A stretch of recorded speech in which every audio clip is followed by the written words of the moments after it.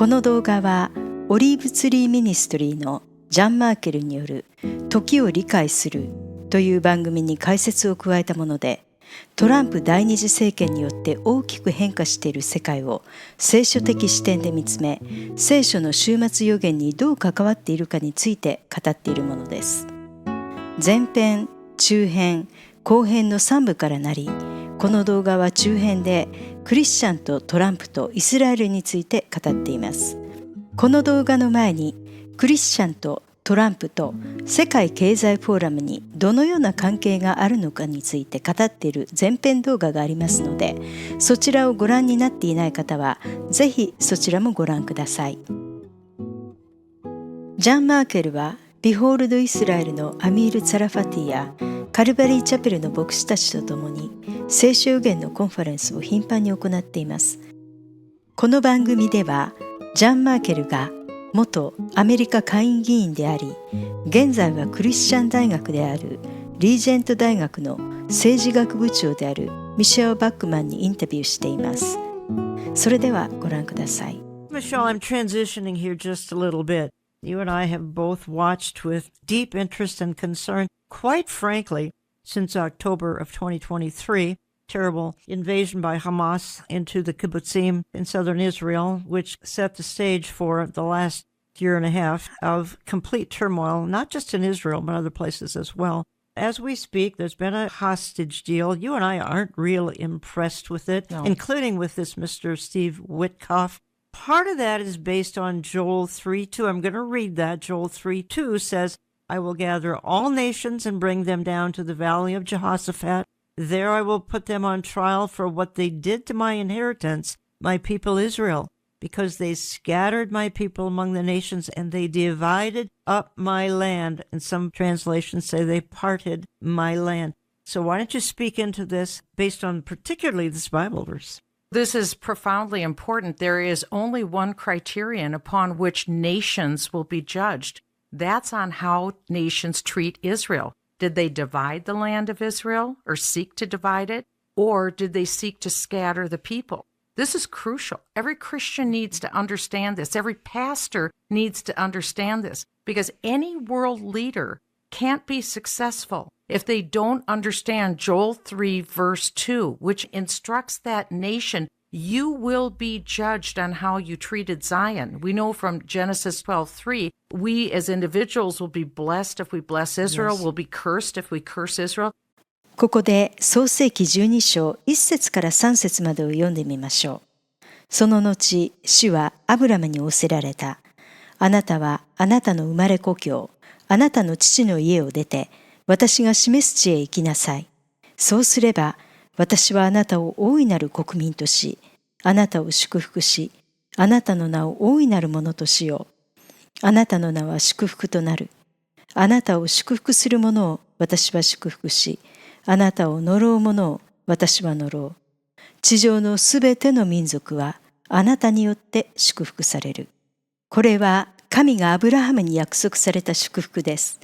神からアブラハムに約束された祝福はイサク、そしてヤコブへと引き継がれ、ヤコブは神によってイスラエルと改名されました。人類の歴史を見れば、この約束が真実であることがわかります。That's true for nations as well, but this is even more specific, that the nations will be brought to the valley of Jehoshaphat. Jesus repeats what Joel said in Matthew. He says the least of these, meaning Israel was the least among the nations. So Israel is republished by the mouth of Jesus that there will be a judgment that comes in the last days. イエス・キリストが終わりの時について語られたマタイの福音書25章から見てみましょう。31節から、人の子がその栄光を帯びてすべての御使いたちを伴ってくるとき、人の子はその栄光の位につきます。そしてすべての国々の民がその御前に集められます。彼は羊飼いが羊とヤギを分けるように彼らをより分け、羊を自分の右に、ヤギを左に置きます。そうして王はその右にいる者たちに言います。さあ、私の父に祝福された人たち、世の初めからあなた方のために備えられた御国を受け継ぎなさい。あなた方は私が空腹であったとき、私に食べるものを与え、私が乾いていたとき、私に飲ませ。というふうに、私にこうしてくれたからだって言ってるわけですよね。で、37節。すると、その正しい人たちは答えて言います。主よ、いつ私たちはあなたが空腹なのを見て、食べるものを差し上げ、乾いておられるのを見て、飲ませてあげましたかというふうに聞くと、40節で。すると王は彼らに答えて言います。誠にあなた方に告げます。あなた方がこれらの私の兄弟たち、しかも最も小さい者たちの一人にしたのは私にしたのです。それから王はまたその左にいる者たちに言います。呪われた者ども、私から離れて悪魔とその使いたちのために用意された永遠の火に入れ。そして46節。こうしてこの人たちは永遠の刑罰に入り、正しい人たちは永遠の命に入るのです。ミシェル・バックマンはこの箇所で、私の兄弟たち、しかも最も小さい者たちというのを、諸国民の中で一番小さいイスラエルと言っているわけです。So we need to be very sober when we look at this. We need to go back to President Trump's first term. No president had ever been more successful in his term than Donald Trump. By every possible measure, Donald Trump's presidency was a soaring success. He was well on his way to re-election. Prime Minister Netanyahu, the head of Israel, he was soaring in his success for Israel. That was January 27th, 2020. And that's when the peace plan was introduced that Prime Minister Netanyahu accepted. President Trump introduced it. I was there in the East Room at the White House. It anticipated if everything went perfect, that land of Israel would be divided, Jerusalem would be divided, and the people would be scattered. Within 24 hours, the coronavirus task force was announced in America. We saw the hand of the Lord lift off of the blessing of America, and we saw oppression come. We were all told we had to stay inside for 15 days, and this audience knows the devastation that happened. President Trump went on to lose his re-election. What about Prime Minister Netanyahu? Within about 24 hours, the police, which would be the FBI equivalent in Israel, brought charges against Netanyahu. He ultimately lost his prime ministership. For the first time in Israel's history, they couldn't form a government. It took 5 elections in Israel until they had a coalition government. Finally, Prime Minister Netanyahu was able to form that government after years of no government, just an acting government in Israel. Think of how bizarre this is in world history. We had these 2 leaders who were leading their respective nations with unparalleled success. They sought to violate Joel 3:2, and within 24 hours saw devastating failure. And then now, again, in the fullness of time, God has miraculously allowed simultaneously the same 2 leaders of Israel and America to be re-elected and in positions of power again. And that's why we're preaching this today, the power of Joel 3:2. We don't want to see President Trump do anything that would pressure Israel with either division of the land or scattering of the people, because God is no respecter of persons.